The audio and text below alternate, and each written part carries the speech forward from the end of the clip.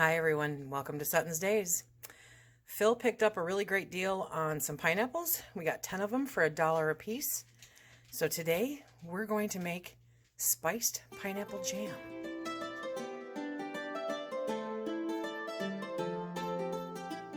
Okay, for this recipe, it's gonna be super simple, you guys. I did 8 cups of what is essentially crushed pineapple. It came up to 3 pineapples. So I cut them up, I put them in the food processor, and then I ground them down, okay? Then you're gonna need 4 cups of sugar and 1 tablespoon of cinnamon and 1 tablespoon of ground cloves, okay? Which is what I have here. We're gonna add those right in. We're gonna turn up the heat. Okay, so we're gonna mix this all up.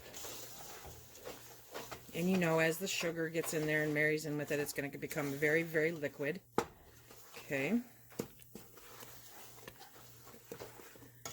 You can adjust the cinnamon and the cloves to a measurement that you like. If you like something better, I got 1 piece in there that's bigger. It'll cook down. Okay. Smells amazing. Okay, so we're going to cook this down and bring it up to 220 degrees. I had Phil test it out right now. He says, Dutch apple pie. I said, everything tastes like Dutch apple pie to you. So, but he says it's very, very good. This is going to be amazing. Look at all those little chunks. Okay. We'll be back as we bring this up to temperature. Oh, and I have a new toy.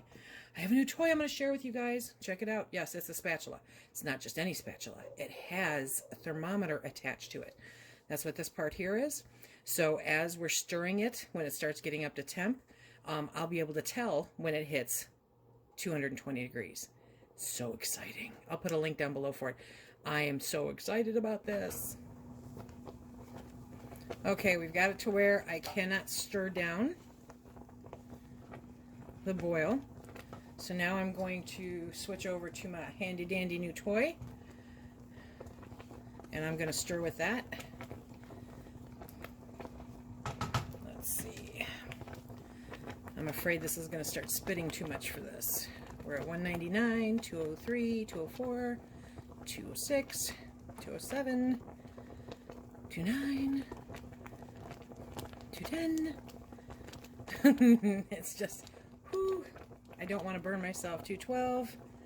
Okay, a little bit more. 13. Okay, I'm loving this spatula. It just needs a slightly taller handle. 14. This would have killed me with that last mango jam, the way it was spitting. This is not spitting. See, it's fluctuating between 214 and 215. Okay, but you want to keep stirring. There we go. You need to get it up 5 more degrees. And you don't have to use a spatula. It comes out. I'll show you guys that afterwards because it's busy right now. Okay, we're up to 216 and I am using the lid like a splatter guard because I am tired of being burned.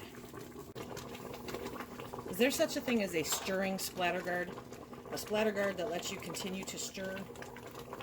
That would be really good. Okay, we hit 221. Finally. Okay. Now I'm going to turn off the heat, let that stop spitting a little bit, and then we will do the cold plate test. Okay, we're going to grab a little bit out of there, put it on that plate. Oh, I'm not sure. I don't know if I had the plate cold enough. Okay, it's failing the plate test. So I'm going to add 1 box of pectin. So I'm going to bring this back up to a boil and add in the pectin. Not my preferred method, but at 220 it should have set, and it didn't. But I can tell you the whole house smells amazing. Okay, let me get this back up to a boil. Okay, we're back to a boil that I can't stir down. And I'm sorry for any steam. Now we're going to mix in the pectin. And we're going to let this boil for 1 minute. Okay, and I'll grab my plate.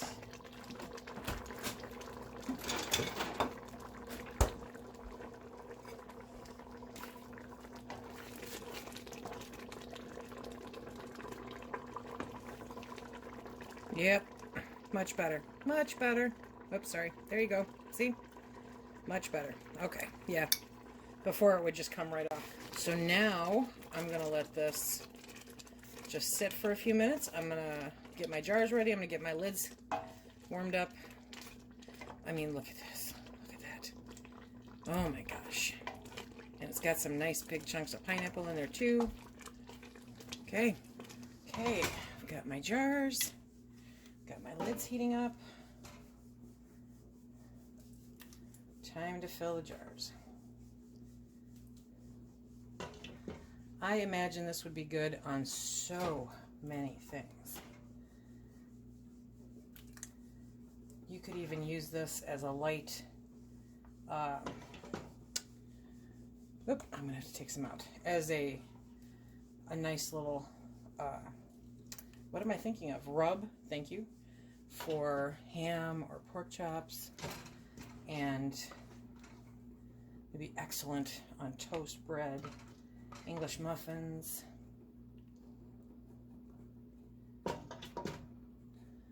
Okay, gonna have to come up. There we go.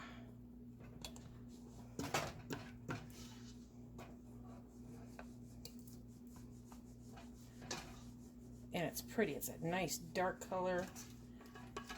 Like I said, it smells incredible. Phil tasted it. He said it's awesome. You can taste the pineapple. Okay. And,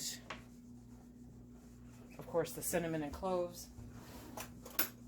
To me, the important thing was to make sure that the cloves and the pineapple did not drown out the pineapple.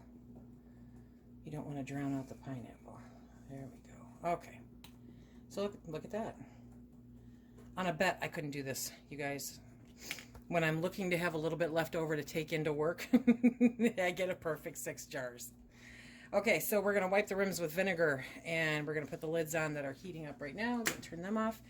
And then we're going to water bath this for 20 minutes. And they are pinging and popping. Very happy with this jam. Smells absolutely amazing.